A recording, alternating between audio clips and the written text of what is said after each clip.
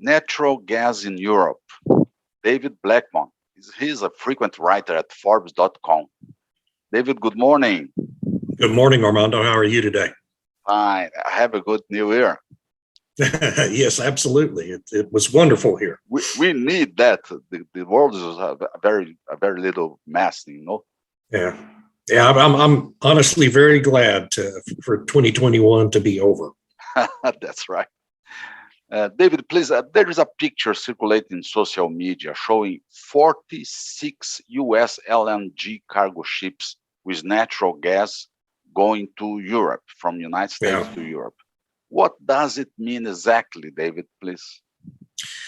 Well, and of course, you know, that picture was generated by a Bloomberg reporter, Sergio Chapa, who's just fantastic, does great work over there. He updated it this morning, actually, and now there's 49 tankers headed for Europe. It's as I wrote on LinkedIn, it's the largest flotilla of U.S. ships since D-Day headed to Europe. So, Europe has a shortage of natural gas right now.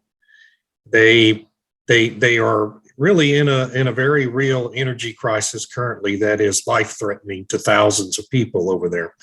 It's been caused by the failure of their wind industry to provide electricity as was designed by, Germany's Energy Wind project that made so much news 10 years ago. And France and Great Britain and Belgium and all these other countries have tried to force prematurely an energy transition from coal, nuclear, natural gas, to wind, and the wind stopped blowing in Europe. And so they've had to reactivate all these mothballed coal, mainly coal, fuel oil power plants as well, and natural gas plants. And of course, of those, natural gas is the cleanest burning fuel. They're concerned about emissions. So they would rather use their natural gas plants than their coal and fuel oil plants, but they don't have enough natural gas. And so the United States and Qatar mainly are the two countries trying to fill that gap. And as a result, we have new record highs in LNG exports from the United States now, and it's virtually all of it's going to Europe. In fact, Sergio even found 2 or 3 tankers that had initially been headed for Asia and turned around in the Pacific Ocean and headed for Europe. So it's a real, I chuckle about it, but it's a real life-threatening situation over there in Europe, and we have to hope that we can get enough gas over there to keep the lights on. At the same time, the pipeline Nord Stream 2 is still without working because the licenses are not allowed for Gazprom. But they say that they will take 6 months to get this license to start working. Something crazy, It is crazy, and it's all political. I don't even understand it. It's all at the EU. It's all a political thing with Russia. You're in an emergency, a life-threatening emergency, and you're fooling around with these bureaucratic processes over a permit to open a pipeline that's already built. It's ready to go. At a time when the current pipeline system from Russia into Europe is really inadequate to meet this crisis, meet the needs of these countries in this crisis. And yet there seems to be no real momentum within the EU and these national governments in Europe to speed that process up. And it's really kind of crazy, quite frankly. But I'm not in Europe, and I don't really understand all the politics at play. That's right. And Germany is closing some nuclear plants. There are only 3 remaining to close this year, 2022. So it sounds like unclear. Of course, the problem with Russia is still, let's see, complicated, because the confidence of Russia in terms of a relationship, market relationship, politics relationship is complicated, no? Sure, it is. Yes, it's very complicated. It always has been. But when you look at those 3 nuclear plants in Germany, and the government's decision to just go ahead and shut them down as of January 1st in the midst of this very real crisis. And the crisis is deeper in Germany than almost anywhere else. For them to just go ahead and decide, hey, we're going to shut down these plants anyway, you almost have to conclude that the government, at least in Germany, wants this crisis to happen for some reason. And that's just a foreign concept to me. I don't understand it. I do understand the concern about certainly climate change, but nuclear power plants are zero emission energy sources once they're built. In the building of them, obviously, you produce quite a lot of emissions, but once they're up and running, they're a zero emissions power source. So it doesn't even make sense under the desire to meet their Paris Climate Accord goals or COP26 goals or any of that. To me, it's almost unconscionable to shut those plants down. Yeah, and at the other side, France is increasing the number of right.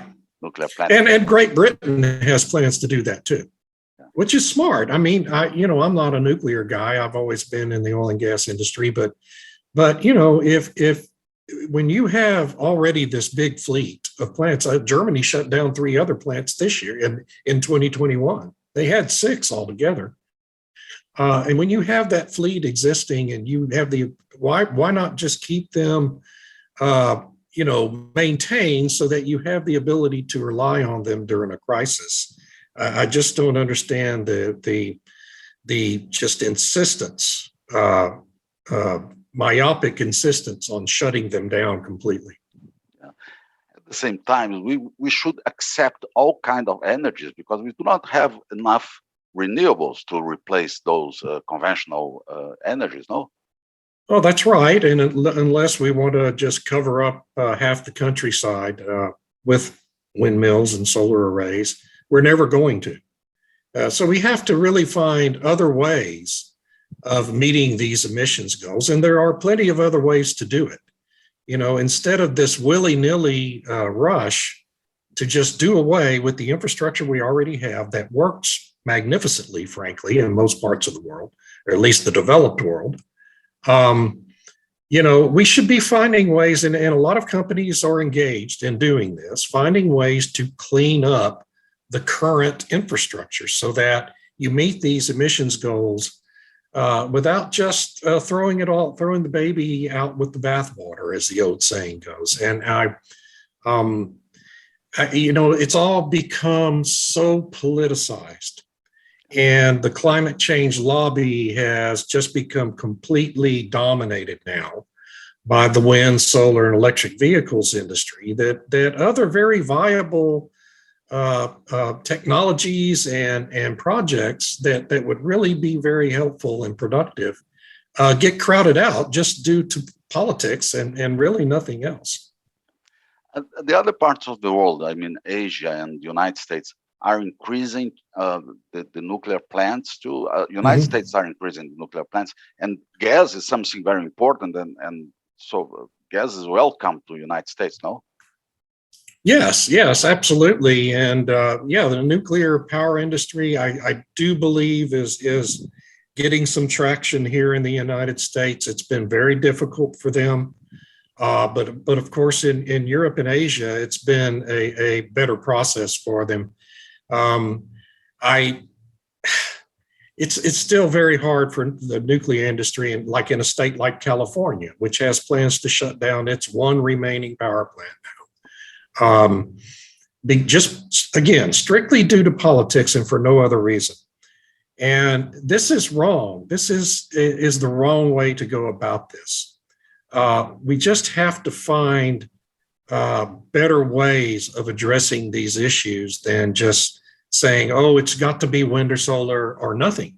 I think optimistic note as the year ended, particularly in Europe, as it comes to the crisis they're having over there, is that the EU is considering the adoption of a policy. They govern what projects can even be invested in and financed in their socialized economies over there.